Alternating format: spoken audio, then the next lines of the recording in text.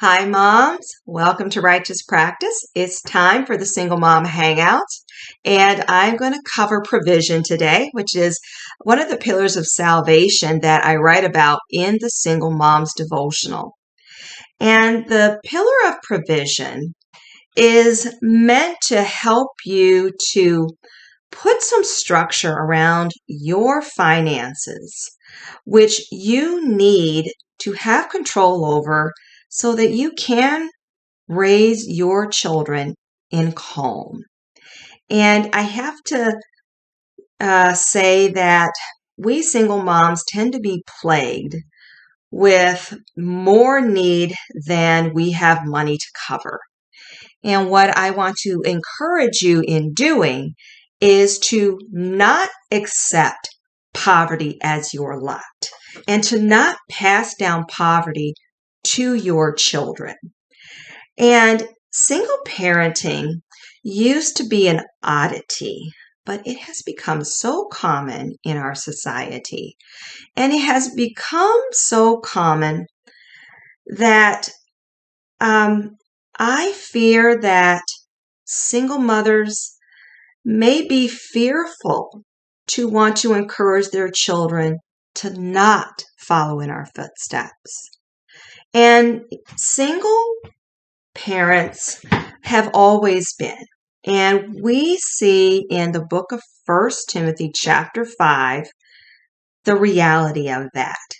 And there is instruction in here that we as single moms need to take in so that we can put calm into our homes, starting with our money.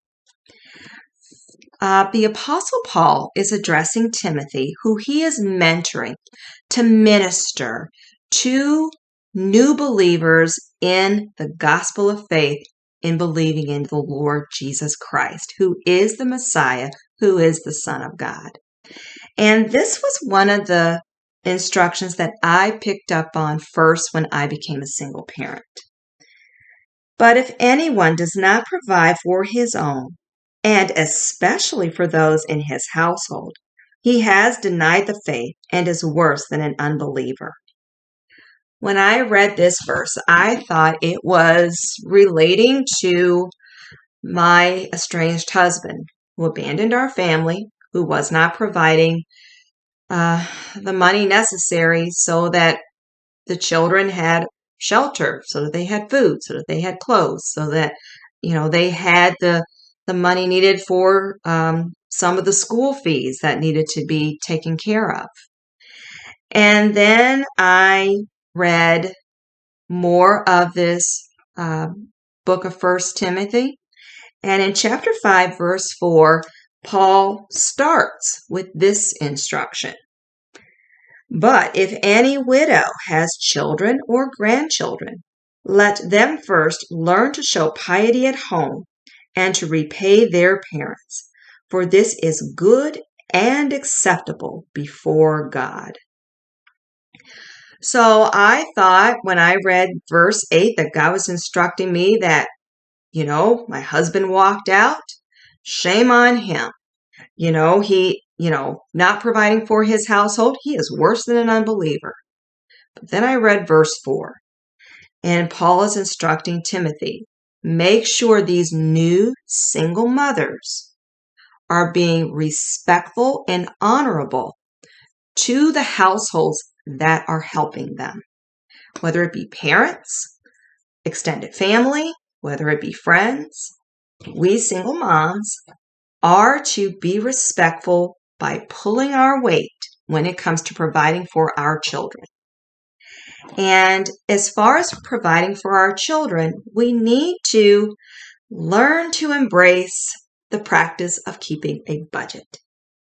In my career in the financial industry, I have had business clients whom, when they are successful, are so because they followed a budget.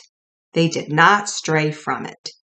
And many of my very successful business clients use this. It's a spiral notebook. It's pocket size. It goes in a book bag It goes in my purse. I've had business clients that had a spiral notebook so small it could fit into their back pocket, but they used a budget, and they used something as simple as this. And in my notebook, I write down what my take-home pay is every month, and then I write down what my bills are, such as my mortgage or my car note, my student loan. Now, in 2011, my divorce had become final. And in 2011, I was faced with the fact that I did not have enough money to raise my sons. And I brought home $1,800 a month. And every month, $1,470 went to my obligated payments. Obligated payments are anything that show up on a credit bureau. That can be a mortgage or your rent payment, your car note, your student loans, your credit card payments, medical collections, even unpaid taxes. And one of the things that I saw when I would write down my budget was that I was $97 in the hole every month. And I'll let you know that my take-home pay did not include child support. Why did it not include child support? Well, just because the court orders child support, it's not a guarantee that you will get it.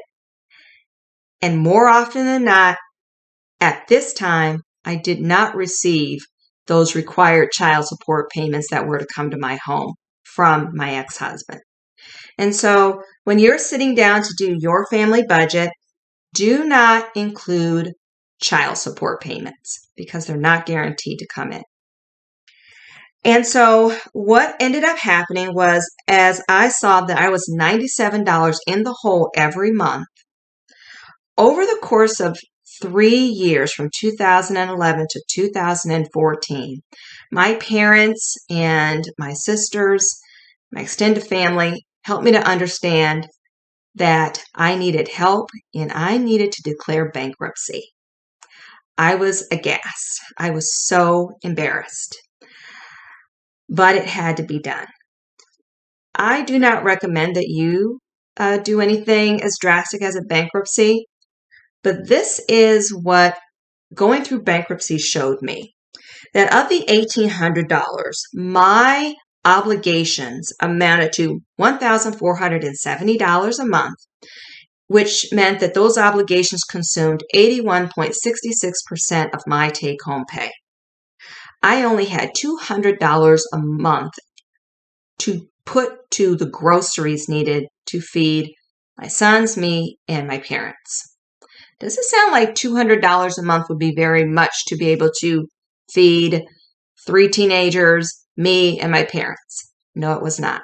So what was happening between 2011 and 2014? It started with getting food boxes from the local church. I learned to enjoy shelf-stable milk in my coffee. And it made me very determined to just do better where God placed me in the financial industry. And God made me put forth the effort to ask for more responsibility at work. So I took on a supervisory position. I took on more education so that I could acquire very important investment licenses that would make it so that I was in a position within the companies I worked for to acquire not just wages, but also bonuses on top of those wages.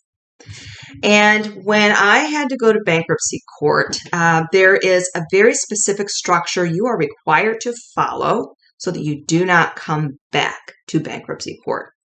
And that major benchmark that you have to hit is that your obligations cannot exceed more than 50% of your take-home pay. And why is that? Because in the event that I lost my job and had to go on unemployment insurance. Unemployment insurance is meant to cover those obligations at 50% of your take-home pay. So that's what I did. And so I was able to get my debt obligations down to 52.22%.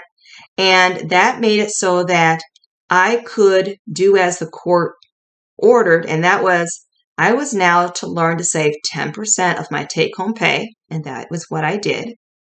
And here's something else that happened in me doing bankruptcy. I did not realize how much life my children were missing out on because I didn't have a rein on our money so that they could participate in the things in their community that would give them a life and a voice and friendships. And so doing that bankruptcy made it so that now my children could participate in things like football, baseball. They could go on, field trips. They could go to the movies with their friends, and they could provide a testimony about how God has blessed them, how God has blessed their mom, and this blesses God. So we as single moms, this is our charge. This is my charge to you. Sit down and do your budget. Write down, what do you bring home every month? Then be realistic. What are your obligations? Write down what the amount of your mortgage is, what your car note is, what your toll charges are, what your gasoline charges are, but write it down. The purpose of a budget is you are making every dollar do what you say it has to do. And it is this budget that helps you have an appreciation for what you have. And then it is to make you to have an appreciation for praying to God for what needs to be met in the way of needs. And God does understand that part of our needs as single moms is to help our children to feel confident.